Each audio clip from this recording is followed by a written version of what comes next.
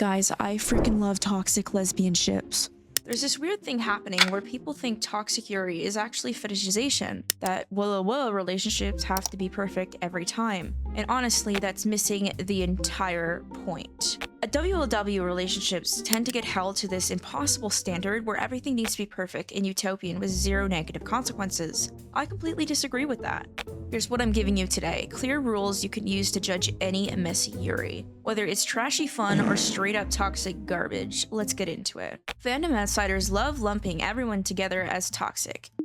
Manipulation, cheating, all the same bucket, but honestly, that's not toxic, that's just bad writing with gross themes slapped on top. Citrus is my go-to example of actual harmful writing. I hate Citrus a lot. Two stepsisters get together and the series treats it like it's romantic instead of deeply weird. Does anyone else not see the problem with this? As someone with a twin sister, I just don't understand where this whack logic comes from, which is why I don't like this series. Unfortunately, Citrus got popular enough that outsiders now think Yuri as a genre is just bait with questionable intent. It sucks because Yuri is actually one of the least popular sales when it comes to anime and manga, and sells less than Boys Love. So what sells? Citrus. It's that reputation sticks and it screws up things for everyone in the Yuri genre, from authors and us readers. There's a difference between grounded realism like cheating or manipulation and straight up gross content like I love watching Yuri where cousins get together. Yippee! One explores human messiness, and that's what we want. Real, actual human characters. I feel as the bad category, as I call the bro ship category, with characters is sold as a basic opinion, but you get my point. Here's my rule set for trashy drama that actually works. I think the real appeal of toxic Yuri is that it's basically psychological horror. We like watching characters react to extreme situations from a safe distance. It's the same reason people watch horror movies or read true crime. You don't actually want to be hunted by a serial killer, but the fear is thrilling when you know that you're safe. Toxic Yuri gives you the same hit of intensity without real-world consequences, which is why people love this genre and I think it's scrumptious. It is basically spicy food for your emotions. Sometimes you're tired of cake and pizza, and you want that little spicy cheese budak ramen that actually hurts a little going down. But here's the catch. As I said before, not all spice is created equal. Some of it is carefully crafted heat that enhances the flavor. Some of it is rotten ingredients trying to hide behind turmeric. So let's give you the rule set for what actually works. First rule, characters need internal logic. See, you should be able to predict a character's terrible choices and hate that you see them coming. The choices need to feel inherently human in nature, like a real person, if given extreme circumstances, would make that choice. A delicious, delectable example is Pluribus Stursia, when Carol uses Zosha because Zosha acts as a wife replacement for Helen, who was Carol's wife and died. And because Carol is so desperately lonely, she spends time with her even though she knows it's wrong. That's human. That's understandable even if it's messed up. No plot puppetry allowed. Second rule, escalation has to leave marks that stack up over time with real social, emotional, and narrative cost. I Love Amy shows how toxic love can really degrade or help a relationship. The characters are both obsessive and just like Stursia, they know their doom and it shows on the page. Every boundary cross needs to leave a bill on the tab. If there's no compounding cost and nothing mutates or evolves, then the stakes just aren't real.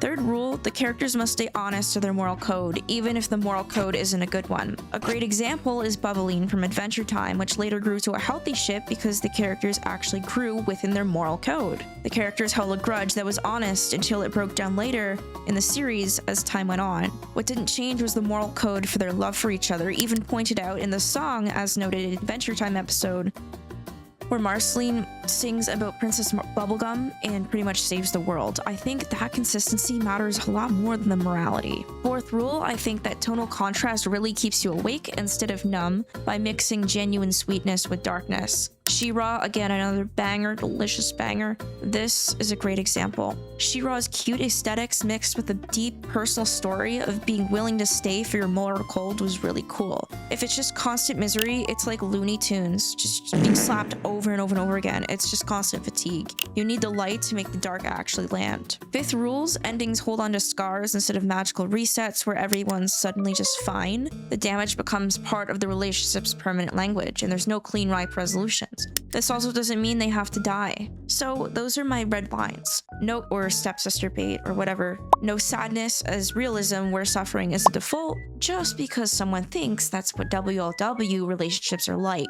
That's not how it works. I think my favorite example of toxic done delicious and delectable is yandere dynamics. I think this is obsession taken to ride or die extremes where a girl would literally kill or die for another girl. That's the good stuff because it's honest about what it is. Also, the knight saving a princess logic, again, delicious. Here's a micro test you can run on any series. Write one sentence internal rule for each lead. If you can't, you're reading exploitation and not actual toxic Yuri. Like, for example, a good toxic Yuri, my girlfriend's not here today. Yuni's rule is I only respond when I feel neglected, never when I'm actually secure. In that way, that's a character with moral code, logic, and internal logic, and that's someone who's consistently making bad choices for reasons that you kind of makes sense, not saying I condone cheating. So who actually follows these rules? We're going to talk a lot more about Pluribus Stursia and why it's a controlled burn instead of a dumpster fire.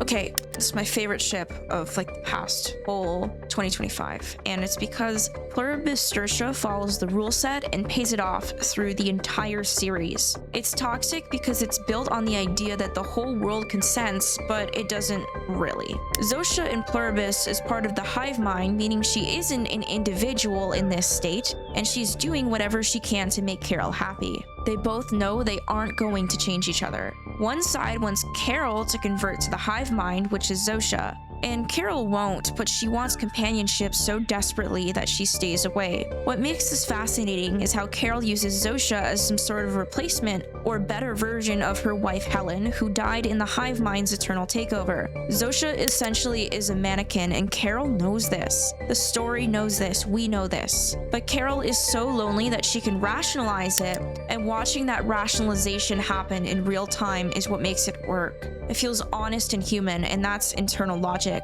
That's a character making a choice so desperate you can predict and hate what you see coming. But also, Zosha is worried, and so is Carol. Carol is worried about Zosha not being straight as an individual being taken over by the hive mind. So it's like, is she really in love with Carol, or is she just programmed to love all humans the same way? The story doesn't give you easy answers that Vince writes, and that ambiguity is what keeps you engaged instead of just grossed out. I also think that the paneling and dialogue make it clear when someone invites contacts versus withdraws, and there's a clear power dynamic here that's labeled but also still legal and alright. It's not, underage characters. But when Zosha announces that she stole Carol's basic future children while pretending to be in love with her, which she is, she's not really, because she loves humans all the same. I feel here the knife is very visible, and you can see exactly who holds the leverage and where it's pointed. There's no cutaway, and the story shows you the manipulation happen in real time and trusts you to kind of clock it in your head. I think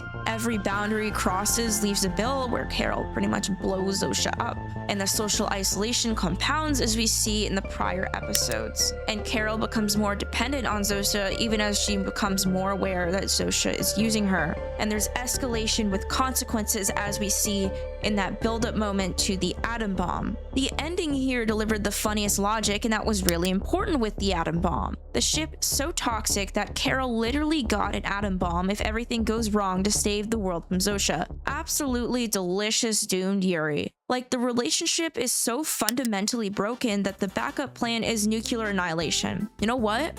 I get you, Carol. You're a real one. That's an ending that holds onto scars instead of pretending everything can be fixed with a heartfelt conversation. The rules here, even though we knew the ship was doomed from the start, they're still here, which is why it was so interesting. It's a controlled burn, and you're watching dysfunction with full awareness of what's happening, which separates trashy fun from toxic garbage. I use this very lightly, okay? We need to be clear about the boundaries before I start this paragraph. Pro ship content.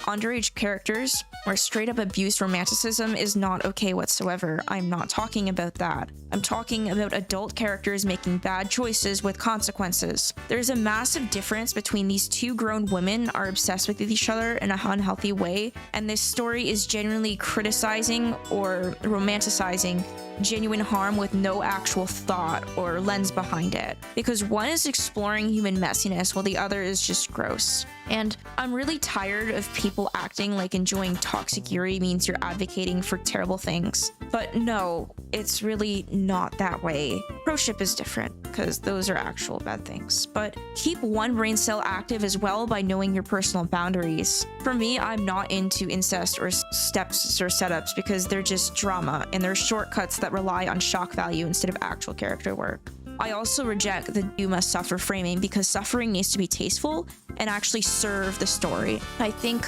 it comes off as Looney Tunes suffering where you just get slapped over and over again and it just gets goofy. But you don't have to pretend that this toxic stuff is actually healthy or that criticism of poorly executed toxic Yuri is somehow censorship.